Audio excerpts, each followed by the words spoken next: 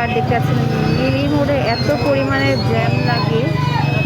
Lily মোড়ের জ্যামের কথা বলাই যাবে না, এত জ্যাম লাগে এখানে,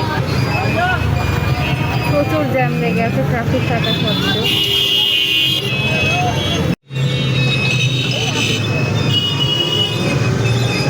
বালুবাড়ি, শহীদ মিনার,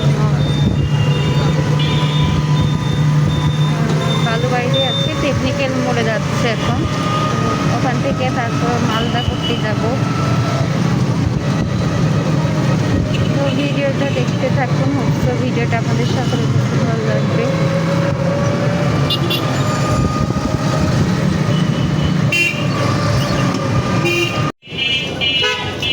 মালদা ভর্তি আসলাম, আর এদের স্বপ্ন বিউটি পার্লারে যাচ্ছি। অনেকদিন পর মালদা ভর্তি আসলাম।